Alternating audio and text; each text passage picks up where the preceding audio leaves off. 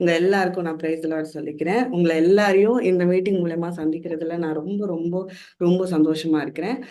நீங்களும் சந்தோஷமா இருக்கீங்க அப்படின்றத நான் நம்புறேன். ஏன்னா தேவன் சந்தோஷமா இருக்கிறாரு ரொம்ப. ஸோ இன்னைக்கு நான் உங்ககிட்ட பகிர்ந்து கொள்ளலாம் அப்படின்னு எடுத்திருந்தது எய்ம் அப்படின்னு சொல்லிட்டு இன்னைக்கு சென்ட் பண்ண மெசேஜ்லயே வந்து போட்டிருந்தாங்க. எய்ம்னா எல்லாரும் என்ன யோசிச்சிருப்பீங்கன்னா நோக்கம் அதுதான் அப்படின்னு சொல்லிட்டு, பட் அது ஒரு ஒரு அப்ரிவேஷன். எய்ம் அப்படின்னா நான் என்ன எடுத்தேன்னா அபாய்ட் இன் மெசாயா. அதாவது அபாய்டுனா தமிழ்ல என்ன சொல்லுவாங்க, நிலைத்திருக்கிறது. நம்ம இயேசுல எப்படி நிலைத்திருக்கிறது, அதுதான் இன்னைக்குள்ள topic. So abide in Christ, அதுக்கான வேத வசனம் வந்து யோவான் 15ஆம் அதிகாரம் 4ஆம் வசனம். என்னில் நிலைத்திருங்கள், நானும் உங்களில் நிலைத்திருப்பேன். ரொம்ப பியூட்டிஃபுல்லான ஒரு வசனம். இங்கிலீஷ்ல எப்படி இருக்குன்னா abide in Christ and I in you, abide in me and I in you அப்படின்னு இருக்கு. ஸோ இன்னைக்குள்ள டாபிக் வந்து அபாய்ட் இன் மெசையா. நம்ம எப்படி தேவனிடத்துல நிலைத்திருக்கிறது, எந்த எப்படி என்னென்ன பண்ணா நம்ம தேவனிடத்துல நிலைத்திருக்கிறது. ஏன்னா இந்த உலகத்துல தேவனிடத்துல நிலைத்திருக்கிறது ரொம்ப ஒரு கடினமான ஒரு விஷயமா இருக்கிறது. சோ நான் தேவனிடத்துல நிலைத்திருக்கிறதுக்கான 5 ஒரு பாயிண்ட சொல்ல போறேன். அந்த 5 பாயிண்ட் நோட் பண்ணிக்கிறவங்க நோட் பண்ணிக்கோங்க. ஆனா இந்த 5 விஷயங்கள்ல யாரெல்லாம் பைபிள்ல பண்ணா எப்படிலாம் அவங்க தேவனிடத்துல நிலைத்திருக்கிறாங்கன்னு பார்க்கலாம். ஸோ ஃபர்ஸ்ட், தேவனிடத்துல நிலைத்து இருக்கிறதுக்கு ஃபர்ஸ்ட் என்ன வேணும்னா we have to walk with God. அதாவது தேவனோடு நம்ம நடக்கணும். தேவனோடு நடக்கிறது ரொம்ப ஈஸியான ஒரு விஷயம் நான் சொல்ல மாட்டேன். It's very hard. இந்த உலகத்துல அதுவுமே it's very very hard. But நம்ம பைபிள்ல சுத்தி பாவமும் இருந்த பொழுதோ தேவனோடு நடந்த ஒருத்தர் இருக்காரு. அவரு தான் நம்மளோட நோவா. நீங்க எடுத்தீங்கன்னா ஆதியாகமம் 6ஆம் அதிகாரம் 9ஆம் வசனத்துல, நோவா தன் காலத்தில் இருந்தவர்களுக்குள்ளே நீதிமானும் உத்தமனுமாய் இருந்தான். நோவா தேவனோடே சஞ்சரித்து கொண்டிருந்தான் இருக்கு. இங்கிலீஷ்ல சஞ்சரித்து கொண்டிருந்தான் அப்படின்றதுக்கு பதிலா வாக்ட் ஃபெய்த்ஃபுல்லி இன் காட் அப்படின்னு இருக்கு. ஸோ நோவா என்ன பண்ணார்னா he walked faithfully in God. நீங்க பாத்தீங்கன்னா நோவா இருந்த அந்த அந்த சம்பவத்தை நீங்க பைபிள் எடுத்து வாசிச்சீங்கன்னா, சுற்றி இருக்கிறவர்களா பாவம் செஞ்சாங்க, சுற்றி இருக்கிறவர்களா தேவனுக்கு விரோதமாக செஞ்சிருந்தாங்க. அவங்க நீதியா வாழல. பட் அது மத்தியிலயும் நம்ம நோவா என்ன பண்ணாருன்னா நீதிமானா வாழ்ந்தாரு. அது மாத்திரம் இல்ல, ஹி வாக்ட் இன் காட். அதனாலதான் அவ்வளோ ஒரு பெரிய ஒரு ஃப்ளட் வரும்பொழுதும் ரெயின் வரும்பொழுதும் நோவா மீட்கப்பட்டாரு. அவர் நிலைத்து நின்றார். So if we have to, நம்ம தேவனிடத்துல நிலைத்து இருக்கணுமா, if we have to abide in Christ, number one ஆன ஒரு விஷயம் என்னன்னா we have to walk with God. Noah தேவனோட வாக் பண்ணதாலதான் இது தேவனுடைய வார்த்தை, இது தேவனுடைய டிசிஷன்றது அவருக்கு கிளியரா தெரிஞ்சுது. ஏன்னா அதுக்கு முன்னாடி யாரும் மழையை பார்த்தது கிடையாது. அப்படி ஒரு சம்பவமே ஃப்ளட் ஃப்ளட்னா என்னன்னே அவங்களுக்கு தெரியாது. அந்த மாதிரி ஒரு சம்பவத்தை அவங்க பார்த்ததே இல்லை. ஆனா இப்படி ஒண்ணு இருக்கு எனக்கு தெரியும். ஏன்னா நான் தேவனோட தினமும் நடக்கிறேன். அவர் சொல்றது, அவர் தான் இது சொல்றாருன்றத முழுசா அவர் நம்பி என்ன பண்ணாருன்னா அதன்படியே செயல்பட்டாரு. அண்ட் அவரும் அவர் குடும்பமும் அவரால் என்ன ஆயிடுச்சு, நிலைத்து நின்றது. So if we have to, நம்ம தேவனிடத்துல நிலைத்து நிற்கணும்னா, if we have to, if how can we abide in Christ, number one is we have to walk with God. நம்ம தேவனோட நடக்கணும். நம்ம ரெண்டாவது ஒரு விஷயம் என்னன்னா we have to have faith in God. தேவன்ல விசுவாசமா இருக்கணும். விசுவாசமா இருக்கும் போது நம்ம தேவன் இடத்துல நிலைத்து நிற்க முடியும். விசுவாசனாலே நம்ம பைபிள்ல வந்து நம்மளுக்கு வர ஒரு கேரக்டர் யாருன்னா ஆபிரகாம். அவர் என்ன பண்ணாருன்னா தேவனிடத்துல பயங்கரமா விசுவாசமா இருந்தார். நீங்க ஆபிரகாமோட வாழ்க்கையோட கதையை நீங்க அந்த வாழ்க்கையோட ஃபுல் ஜேர்னி நீங்க எடுத்தீங்கன்னா, அவருக்கு அந்நிய தேவர்கள் அவர் பார்த்திருந்தாரு. அவருக்கு தேவர்கள் யார், இயேசுதான், நம்ம பிதாதான் உண்மையான தேவன்லாம் தெரியாது. ஆனா அந்த ஒரு வார்த்தையை கேட்டு அவர் என்ன பண்ணாருன்னு நம்பினாரு. அவங்க எல்லாரையும், சொந்த பந்தம் எல்லாரையும் விட்டு வந்தாரு. ஒவ்வொரு வார்த்தையும் அதை கேட்டு விசுவாசிச்சு அவர் நடந்ததாலதான் என்ன ஆச்சுன்னா ஹி தலைமுறை தலைமுறைக்கு ஜெனரேஷன்ஸ் ஆசீர்வதிக்கப்பட்டாங்க. Amen. So we have to have faith in God. Genesis 15:6 சொல்லிருக்கு, அவன் கர்த்தரை விசுவாசித்தான், அதை அதை அவர் அவனுக்கு நீதியாக எண்ணினான். அதை அவர் நீதியாக எண்ணினான். So he had faith in God. அதுதான் அவனோட நீதி. தேவனை விசுவாசிக்கிறதுலாம் நீதி அப்படின்னு அவன் நடந்ததாலதான் ஜெனரேஷனை நம்மளும் என்ன பண்ணிருக்கோம், ஆசீர்வதிக்கப்பட்டிருக்கோம். ஆமென். பயங்கரமான ஒரு பியூட்டிஃபுல்லான ஒரு விஷயம் என்னன்னா, நீ உன்னோட மக்களை விட்டு வா, விசுவாசிச்சு வந்தாரு. இதை செய், விசுவாசிச்சு செஞ்சாரு. இந்த இடத்துக்கு போ, விசுவாசிச்சு போனாரு. உன் மகனை நீ சாக்ரிஃபைஸ் பண்ண, அவர் விசுவாசத்துல பண்ணாரு. அது எல்லாமே அவர் செஞ்சாரு. அதனாலதான் அவர் தேவனிடத்துல நிலைத்திருந்தாரு. நீங்களும் உங்க வாழ்க்கையில தேவனிடத்துல நிலைத்திருக்கணும்னா நீங்க என்ன பண்ணணும்னா, you have to have faith in God. தேவனிடத்துல விசுவாசமா என்ன நடந்தாலும், இது இம்பாசிபிளான ஒரு விஷயத்த தேவன் சொல்றாரு எப்படி அப்படின்னு நீங்க நினைச்சிருந்தாலும் கவலைப்பட வேணாம். You just have faith in God. அவர் கண்டிப்பாக நடத்துவார், நம்மளை கண்டிப்பாக நிலை நிறுத்துவார். ஏன்னா தேவனால கூடாத காரியம் ஒன்றுமே இல்லை. ஆமென். சோ தேவனிடத்துல நிலைத்து நிற்கிறதுக்கு ஃபர்ஸ்ட் நான் என்ன சொன்னேன்னா, you have to walk with God அப்படின்னு சொன்னேன். ரெண்டாவது, நோவாவை போல வாக் வித் காட் பண்ணணும். ரெண்டாவது, ஆபிரகாம் போல தேவனிடத்துல விசுவாசமா இருக்கணும். மூன்றாவது விஷயம் என்னன்னா, we have to ask his guidance. தேவனோட கைடன்ஸை கேட்கணும். அவர் இப்படி இப்படி போனாமா, அப்படி பண்ணலாமா அப்படின்னு தேவனிடத்துல நம்மளோட ஒவ்வொரு ஸ்டெப்லயும் நம்ம தேவனிடத்துல கேட்கிறவர்களா இருக்கணும். பைபிள் அதுக்கான பியூட்டிஃபுல்லான ஒரு எக்ஸாம்பிள் யாருன்னா நம்ம மோசஸ். அவர் என்ன பண்ணாருன்னா, அவரோட ஈச் ஸ்டெப்லயும் தேவனிடத்துல அவர் கேட்டார். கரெக்டா, இது செய்யலாமா அப்படி கேட்டாரு, இங்க போலாமான்னு கேட்டாரு, இது எப்படி பண்றது அப்படின்னு கேட்டாரு, அந்த லாவை வர சொன்னாரு தேவன், கேட்டாரு. தேவன் அந்த முச்செடி நடுவுல தோன்றி பேசினாரு, அதை கேட்டாரு. சோ ஒவ்வொரு பாதையில ஒவ்வொரு ஸ்டெப்லயும் அவர் என்ன பண்ணாருன்னா, இந்த மக்களை எப்படி நடத்துறது, எப்படி நடத்துறது, கானானுக்கு எப்படி போறது அப்படின்ற ஒவ்வொரு ஸ்டெப்பும் அவர் என்ன பண்ணாருன்னா, he asked God's guidance. அதனாலதான் அவர் என்ன பண்ணாரு, நிலைத்து நின்றார். ஆனா ஒரு இடத்துல அவர் என்ன பண்ணாரு, தேவனோட கைடன்ஸை கேட்கவே இல்லை. எங்க அவர் என்ன பண்ணாருன்னா, அந்த கல்லை எடுத்து அடிச்சிட்டாரு. அதனால அவரால் என்ன பண்ண முடியல, கானானுக்குள்ளேயே பிரவேசிக்க முடியல. So what happens is when we ask God's guidance, கர்த்தரும் விரும்புறாரு தெரியுமா, நம்மள கைட் பண்ண ரொம்ப விரும்புறாரு. சங்கீதம் 32:8 என்ன சொல்லியிருக்குன்னா, நான் உனக்கு போதித்து நீ நடக்க வேண்டிய வழியை உனக்கு காட்டுவேன், உன்மேல் என் கண்ணை வைத்து உனக்கு ஆலோசனை சொல்லுவேன்னு சொல்லியிருக்கு.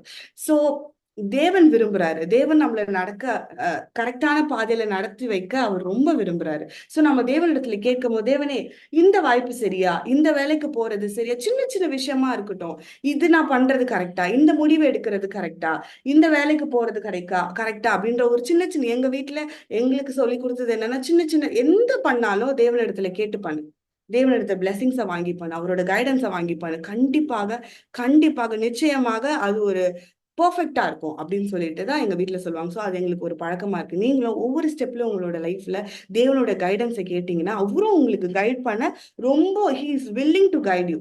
ஸோ அதனால நீங்க தேவனோட போதகத்தை கேட்டு நடந்தீங்கன்னா நீங்க தேவனிடத்துல நிலைத்திருப்பீங்க. ஸோ முதலாவது we have to walk with God. ரெண்டாவது அவரிடத்துல விசுவாசமா இருக்கணும். அண்ட் மூன்றாவது நம்ம அவரோட கைடன்ஸை கேட்டு அவரோட போதகத்தை கேட்டு அதன்படியே நம்ம நடக்கும் போது நம்மளோட வாழ்க்கையும் சிறந்திருக்கும், நம்ம தேவனிடத்துல நிலைத்து நிற்போம். ஆமென். நான்காவது பாயிண்ட் என்னன்னா, we have to pray and trust in God. நம்ம தேவனிடத்துல ஜெபிக்கிறதுல மட்டும் இல்லாம அவரை நம்பும் பொழுது தேவன் பெரிய காரியத்தை நம்ம வாழ்க்கையை செய்ய வல்லவரா இருக்கிறார்.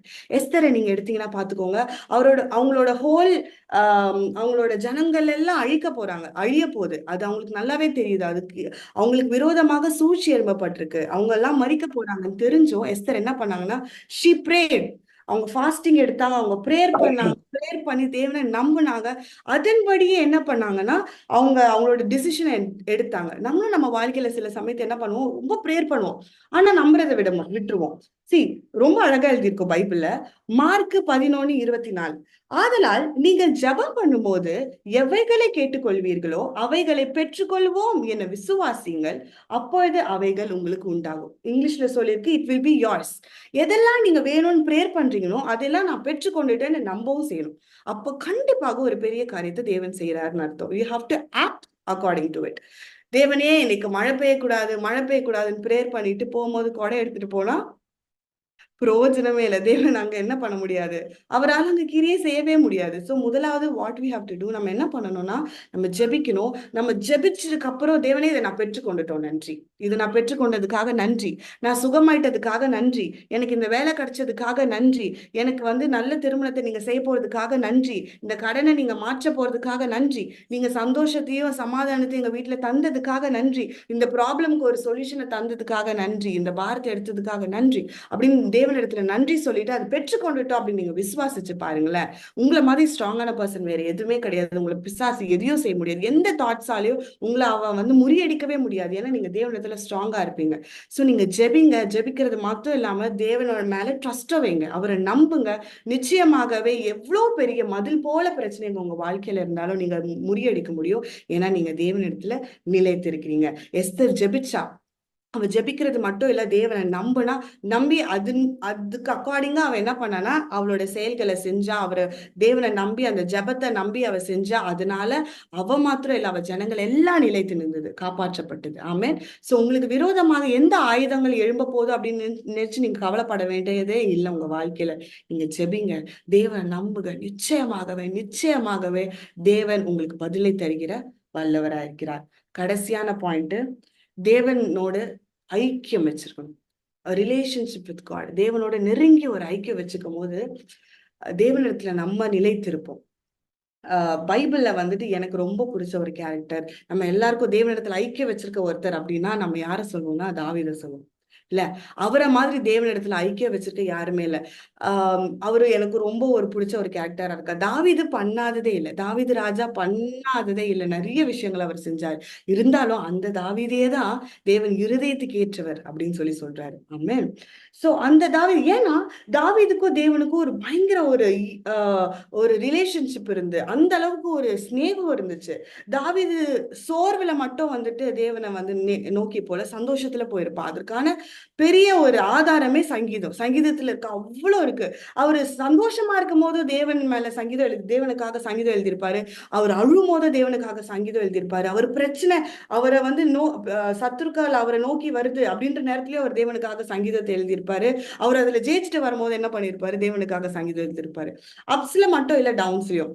ஒரு 2 வாரத்துக்கு முன்னாடி எங்க அம்மாவும் எங்க அப்பாவுக்கும் 25வது கல்யாண நாள் சர்ச்ல நாங்க வந்து பிரேயர் வச்சிருந்தோம். அப்போ வந்து சர்ச் மக்கள் எல்லாம் வந்துட்டு எங்க அப்பா அம்மா கிட்ட கேட்டாங்க, லைக் ஏதாவது ஒரு அட்வைஸ் கொடுங்க, எப்படி வந்து ரிலேஷன்ஷிப் நீங்க இவ்வளவு ஸ்ட்ராங்கா 25 வருஷம் வச்சிருந்தீங்க, எங்களுக்கு ஏதாவது ஒரு அட்வைஸ் கொடுங்க அப்படின்னு இளமா வந்து இப்போ புதுசா கல்யாணம் பண்ண ஜோடிகள் எல்லாருமே கேட்டாங்க. அப்போ வந்து எங்க அப்பா அம்மா சொன்ன ஒரு விஷயம் என்னன்னா, ஆஹ் துக்கத்துல மட்டும் இல்லாம சந்தோஷமா இருக்கும் போது கூட ரெண்டு பேரையும் நம்ம வந்து கெட்டியா புடிச்சுக்கிறதுலதான் ரிலேஷன்ஷிப் இருக்கு. அப்ஸ் அண்ட் டவுன்ஸ் அப்படின்னு அது ரெண்டுத்திலயுமே நீங்க வந்து புடிச்சிட்டு இருக்கும் போது ரிலேஷன்ஷிப் ஸ்ட்ராங்கா இருக்கும். நீங்க துக்கத்துல மட்டும் ஒருத்தவங்களை தேடினா, சந்தோஷத்துல அவங்கள விட்டா அதுவுமே நல்லா இருக்காது. இல்ல சந்தோஷத்துல மட்டும் அவங்கள பிடிச்சு துக்கத்திலயும் அவங்கள நீங்க விட்டீங்கன்னா ரிலேஷன்ஷிப் நல்லா இருக்காது. ரெண்டுத்திலுமே அவங்களை நீங்க புடிச்சிட்டு இருக்கும் போது, கம்யூனிகேஷன் நல்லா இருக்கும் போதுதான் ரிலேஷன்ஷிப் ஸ்ட்ராங்கா இருக்க முடியும். அப்போதான் வந்து வாழ்க்கை ஸ்மூத்தா இருக்கும்னு இருக்கு. அதே மாதிரிதான் நம்ம தேவனோட, நம்மளுக்கு தேவனே எனக்கு இது முடியல அப்படின்ற கஷ்டத்துல இருக்கும் போது மட்டும் நம்ம தேவனை நோக்கி போக கூடாது. நம்ம சந்தோஷமா இருக்கும் போது, தேவனே இதை நீங்க கொடுத்துட்டீங்க நன்றி அப்படின்னு அந்த சந்தோஷத்துல தேவனை நோக்கி பாருங்களேன். உங்களுக்கும் தேவன மாதிரி ஒரு ஸ்ட்ராங்கான ரிலேஷன்ஷிப் வேற யாருக்கும் கிடையாது. ஏன்னா தாவீதை இருதயத்துக்கு ஏற்றவன் கூறின அதே தேவன் தான் உன்னையும் என்னையும் அழைச்சிருக்காரு. ஆமென். இந்த மீட்டிங்ல உங்களையும் என்னையும் இந்த இடத்துல வைத்திருக்கிறார். ஆமென். சோ அந்த தேவன் இன்னும் உங்களை ரொம்ப நேசிக்கிறார். நான் அம்மா கிட்ட கேட்கறது உண்டு. அம்மா, சில சமயத்து நான் என்ன பண்ணுவேன்னா, தேவனை விட்டு போயிடுறேன். சில சமயத்து அந்த அளவுக்கு ஜெபிக்கிறது இல்ல. இல்ல ஏதாவது ஒரு காரியம் துக்கம் அந்த மாதிரி என்னோட வாழ்க்கையில வந்துச்சுன்னா நான் என்ன பண்ணிடுறேன்னா அவரை தேடுறது இல்லை. அந்த மாதிரி நான் தேவனை விட்டு போகும்போது அவர் திருப்பி என்னை எடுத்துப்பாரா, அந்த ரிலேஷன்ஷிப் என்ன ஆகுறது அப்படின்ட்டு. அப்போ அம்மா ஒரே விஷயம் சொல்லுவாங்க, தேவன் உன் கையை பிடிச்சிருக்காரு மகளே, நீ அவரை விட்டுட்டு போயிட்டல, ஆனா நீ திருப்பி வரும்போது பாரு அதே இடத்துல தேவன் அதே கையோட நின்றுட்டு இருப்பாரு, நீ போய் அவரை பிடிச்சா போதும் அப்படின்னு சொல்லுவாங்க. அது ரொம்ப ஒரு பியூட்டிஃபுல்லான விஷயம். ஏன்னா தேவன் வந்து நீ போயிட்டியா அவ்வளவுதான் அப்படின்னு சொல்லிட்டு அவர் கிளம்பிலாம் இல்லை, அவர் அதே இடத்துல உனக்காக தேடி இருக்கிறாரு. சோ இந்த இடத்துல நீங்க எந்தெந்த விஷயங்களால பாதிக்கப்பட்டிருக்கீங்களோ, இல்ல எந்தெந்த விஷயமால உங்களுக்கு பாரம் இருந்தா, ஒருவேளை சில பேர் நான் தேவனோட க்ளோஸா இருந்திருந்தேன் முன்னாடி, ஆனா இப்ப இல்லையே, தேவனோடத்துல இருக்கிற ரிலேஷன்ஷிப் வந்து எனக்கு இப்போ ஸ்ட்ராங்கா இல்லையே, ஐக்கியமா நான் இல்லையே, எனக்கு நேரம் கிடைக்கிறது இல்ல அப்படின்னு நம்ம நிறைய விஷயங்களால தேவனை வந்து புறக்கணிச்சிருக்கலாம். ஆனா உன்னையும் என்னையும் தேவன் இன்னும் ரொம்ப நேசிக்கிறாரு. உங்களுக்காக அவர் ரொம்ப ரொம்ப வாஞ்சிக்கிறாரு. உங்களோட அவர் பேசணும்னு ரொம்ப ஆசைப்படுறாரு. சோ எப்பெல்லாம் உங்களுக்கு டைம் கிடைக்குது, தூங்குறதுக்கு டைம் இல்லைன்றத ஒரு ஆப்ஷனே இல்லவே இல்லை நமக்கு. ஏன்னா ஒருத்தவங்க நேசிச்சாங்கன்னா அவங்களுக்காக நம்ம என்ன வேணா செய்ய முடியும்ல. சோ தூங்குறதுக்கு முன்னாடியோ இல்ல எந்த ஒரு டைம் இருக்கும்போது தேவனை தேடுங்க. தேவனே, நான் உங்களை ரொம்ப நேசிக்கிறேன் அப்படின்னு சொல்லி பாருங்களேன். ஒவ்வொரு ரிலேஷன்ஷிப்ல ஒரு தேவைக்காக மாத்திரம் தேவன் இடத்துல போகாம சும்மா அவரோட பேச போங்க. இது நடந்ததுன்னு அவர்கிட்ட சொல்லுங்க. அதெல்லாம் அவருக்கு கேட்க ரொம்ப பிடிக்கும். அவரோட பயங்கரமான ஒரு ரிலேஷன்ஷிப் வச்சு பாருங்களேன். தேவனத்துல நீங்க வந்து நிலைத்து நிற்பீங்க.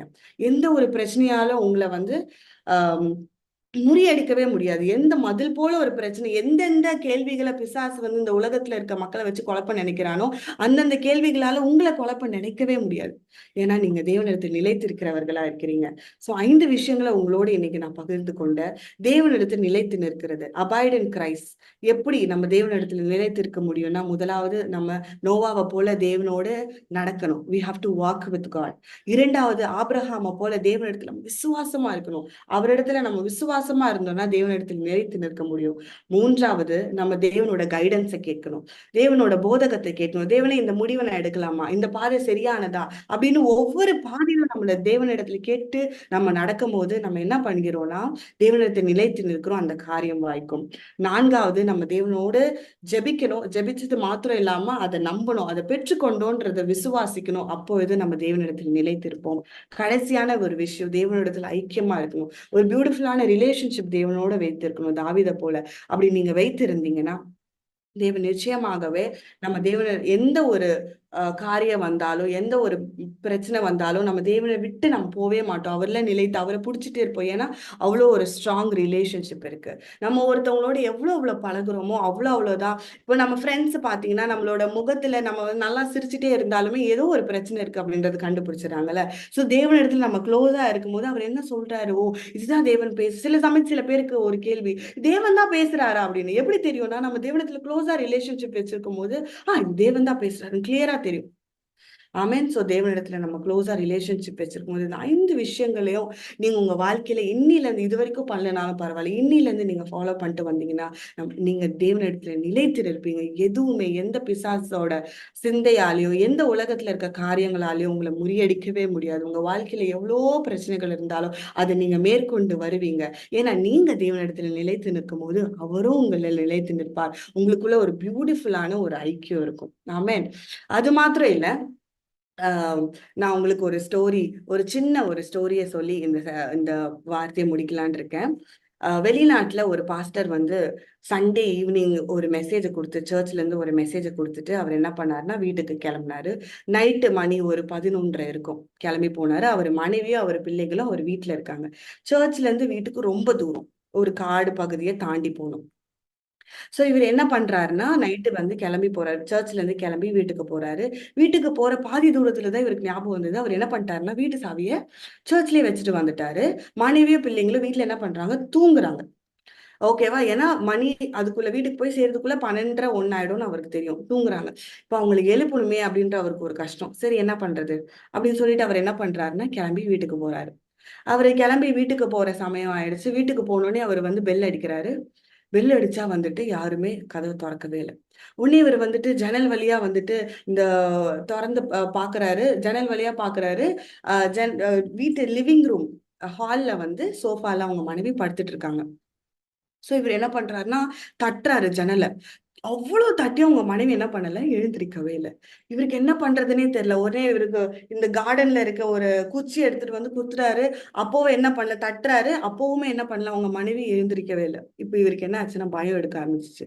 மனைவிக்கு ஏதோ ஆயிடுச்சோ, அதனாலதான் இவ்வளவு கத்தியும் அவங்க என்ன பண்ணலன்னா எழுந்திருக்கலையோ அப்படின்னு சொல்லி இவர் பயந்துட்டு என்ன பண்ணாருன்னா ரொம்ப நேரமா கிட்டத்தட்ட ஒரு 20 மினிட்ஸா அவர் என்ன பண்ணிட்டு இருக்காருன்னா பயங்கரமா வந்துட்டு தட்டி இருக்காரு, கத்தி இருக்காரு, பெல் அடிச்சிருக்காரு, எந்திரிக்கவே இல்லை. சோ இவர் என்ன பண்ணாரு, பக்கத்து வீட்டுல போய் ஒரு 3 தடவை பெல் அடிக்கும் போது அவங்க ஏஞ்சி வந்து பாஸ்டர் என்ன ஆச்சு அப்படின்னு கேட்கும்போது, இல்ல என் மனைவி உள்ள வந்து படுத்துட்டு இருக்கா. ஆனா நான் எவ்வளவு தட்டினாலும் எழுந்திரிக்க மாட்டேன், என்ன ஆச்சுன்னு தெரியலன்ட்டு. சோ இவங்க என்ன பண்ணாங்கன்னா மாத்தி மாத்தி கால் அடிச்சாங்க.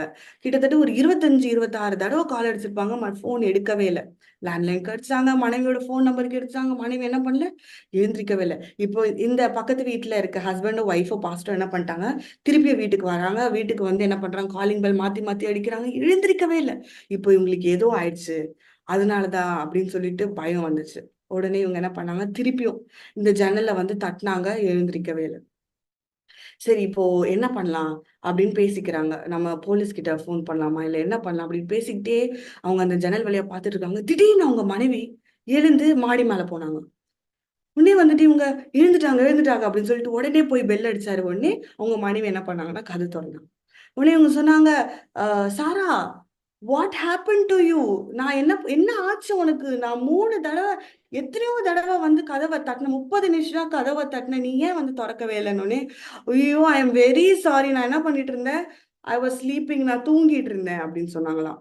நான் வந்து கட்டைய வச்சு ஜன்னல்லாம் அடிச்சனே, அப்போ கூட நீ திறக்கவே இல்லையே அப்படிங்க. I am very very sorry, நான் என்ன பண்ணிட்டு இருந்தேன், தூங்கிட்டு இருந்தேன் அப்படின்னாங்க. பாரு, நம்ம பக்கத்து வீட்டுக்காரங்களை கூட எழுப்பி நான் கால் அடிச்சேன், அப்போ கூட நீ எழுஞ்சிக்கவே இல்லையே, என்ன அப்படின்னா, I am very very sorry, நான் என்ன பண்ணிட்டு இருந்தேன், தூங்கிட்டு இருந்தேன் அப்படின்னு சொல்லி சொன்னாங்க. சரி, இவ்வளவு நாங்க பண்ணி நீ எழுந்துக்கல, திடீர்னு எழுந்து போனேன், என்ன ஆச்சு அப்படின்னு கேட்டாங்க. என் குழந்தை மாடி மேல இருந்து கத்துச்சு, அதனாலதான் எழுந்தேன் அப்படின்னு சொன்னாங்க. சோ பாத்தீங்கன்னா, அவ்வளோ ஒரு கூட்டத்துல எந்த குழந்தை கத்துனாலும் தன்னுடைய குழந்தையோட சத்தம் அம்மாக்கு கேட்கும்னு சொல்லுவாங்க. அதே மாதிரிதான் நம்மளுக்கு தேவன் புத்திர சுவிகாரத்தை கொடுத்திருக்காரு. He gave the authority to us. இல்ல? சோ நம்ம என்ன பண்ணோம்னா, நம்மளோட ஜெபத்தை கேட்காம வேற யார் ஜெபத்தை கேட்க போறாரு? நீங்க இன்ன வரைக்கும் ஜெபிச்ச தேவன் சில விஷயங்களை உங்களுக்கு ஏன் இன்னும் தேவன் கொடுக்கல? ஏன் நான் இவ்ளோ செய்யற தேவனுக்கு நான் ஜெபிக்கிறேன், ஏன் இன்னும் எனக்கு பதில் தரல அப்படின்னு நீங்க நினைச்சிட்டு இருந்தீங்கன்னா கலங்காதீங்க, திகையாதீங்க.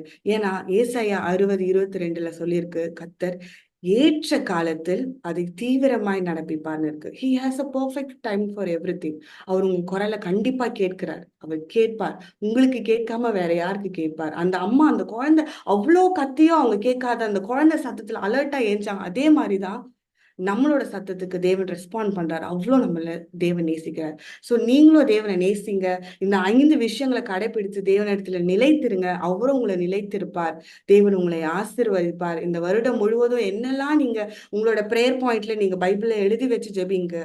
அந்த எழுதி வச்சு எதுக்கெல்லாம் நீங்க ஜெபிக்கிறீங்களோ அந்த காரியம் எல்லாம் வாய்க்கும். தேவன் பெஸ்டானதை செய்வார். ஒருவேளை இன்ன வரைக்கும் நீங்க ஆசைப்படுத்த நினைக்கலன்னா, தடையா வந்துட்டே இருக்குன்னா நீங்க கவலைப்படாதீங்க. ஏதோ பயங்கரமான ஒரு விஷயம் இருக்கு. சோ பிசாசு ஏதாவது ஒரு தாட்ஸ் உங்க மைண்ட்ல கொடுத்தாங்கன்னா, இல்ல தேவன் உங்களை நேசிக்கல, உன்னால அந்த ரிலேஷன்ஷிப் போச்சு, நீ இப்படி பண்ணிட்ட அப்படி பண்ணன்னு சொன்னாங்கன்னா, ஒண்ணு மட்டும் ஞாபகம் வச்சுக்கோங்க, நாளைக்கு என்ன நடக்க போகுதுன்னு கூட பிசாசுக்கு தெரியாது. ஆனா ஃபியூச்சர்ல என்ன நடக்க போகுதுன்னு தெரிஞ்ச ஒருத்தர் உங்க கூட இருக்கிறாரு. சோ அந்த பிசாசை பார்த்து, நாளைக்கே என்ன நடக்க போகுதுன்னு உனக்கு தெரியல, ஆனா நீ என்கிட்ட பேசுறியா அப்படின்னு மனசுல சொல்லிட்டு அவனை தட்டி விட்டு, ஃபியூச்சரை அறிந்திருக்கிற, நீங்க தாயின் கருவில் உருவாகும் முன்னே தெரிந்து வைத்திருக்க அந்த தேவனுடைய வார்த்தையை நீங்க விசுவாசிச்சு உங்க வாழ்க்கை நடங்க. கர்த்தர் உங்களை ஆசீர்வதிப்பார். ஆமென்.